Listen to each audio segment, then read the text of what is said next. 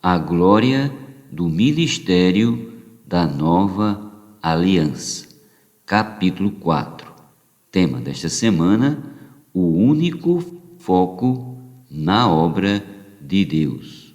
Meta de hoje: leitura das páginas 61 a 63.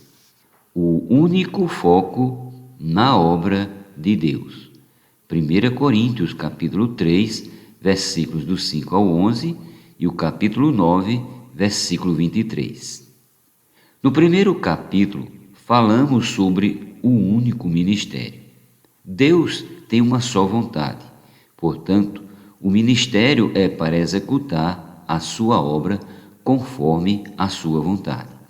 Mais adiante, vimos que, em todo o Novo Testamento, há apenas uma linha ministerial que começou no dia de Pentecostes com a liderança do apóstolo Pedro, juntamente com os outros 11 apóstolos. Naquele momento, o ministério dos apóstolos pôde avançar de uma maneira milagrosa e muito forte, até que se defrontou com a resistência dos governantes de Israel em aceitar a mudança do regime da lei de Moisés para Cristo. Uma breve revisão.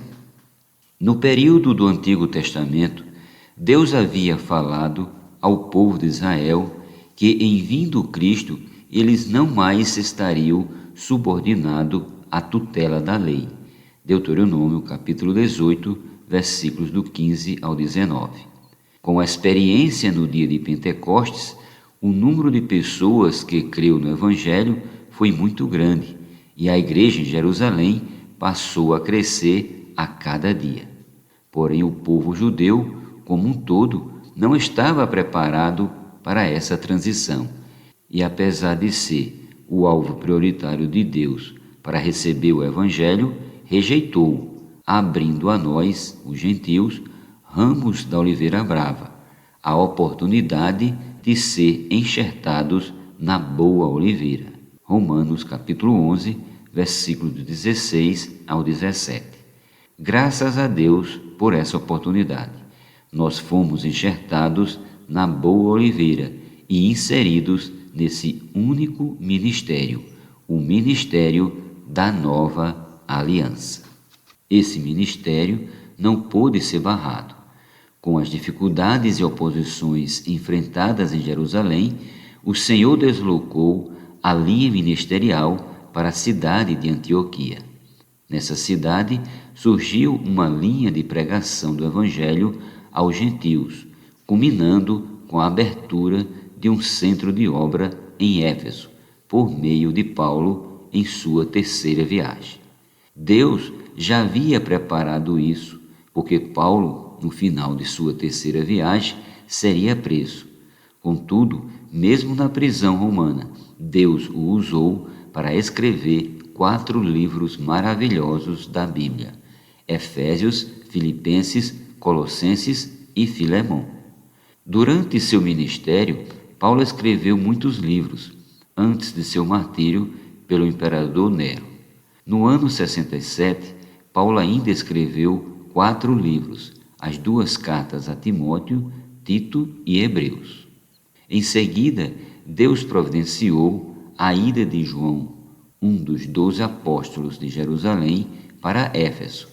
Lá ele encontrou a estrutura que Paulo deixara para o aperfeiçoamento de obreiros e ali permaneceu.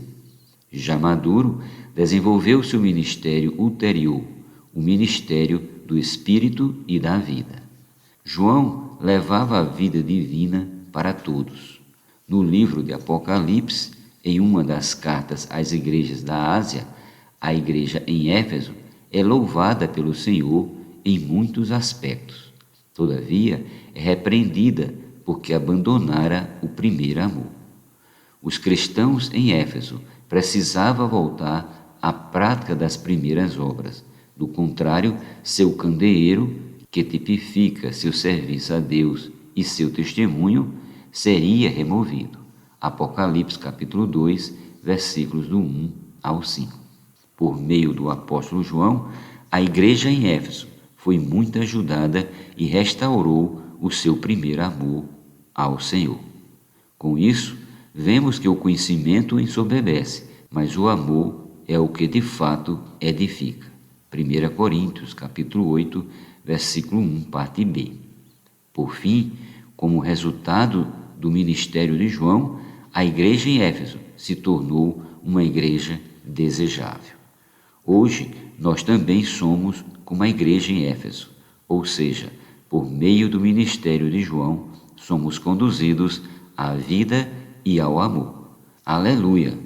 Portanto, cooperar com a obra de Deus é um assunto de amor, e esse amor, que vem pela maturidade de vida, vai trazer o Senhor de volta. Estamos na mesma obra, no mesmo ministério. Nossa missão é satisfazer a necessidade do Senhor e não o nosso próprio bem-estar. Então, tudo o que fazemos tem a ver com o amor, o qual é resultado da maturidade de vida. O apóstolo João, por fim, morreu em idade avançada, não sendo martirizado. Entretanto, o seu ministério não morreu. É o único ministério que não acabou com a morte de seu ministro, mas continua até os dias de hoje. João, capítulo 21, versículos do 20 ao 23. Se você for perguntado sobre em que ministério está, diga: eu estou no único ministério, no ministério da nova aliança. Faço parte do ministério de João, dos últimos tempos. É esse ministério que trará o Senhor de volta. O único foco na obra de Deus. Precisamos ver que o único ministério, o ministério da nova aliança, é que executará a obra de Deus, fará sua vontade e trará seu reino à terra. Cremos que Deus nos está preparando e que grandes coisas acontecerão entre nós. O Senhor quer usar-nos grandemente, a fim de que esta era possa ter desfecho e estar sob o encabeçamento de Cristo, quando Ele tomará posse do reino.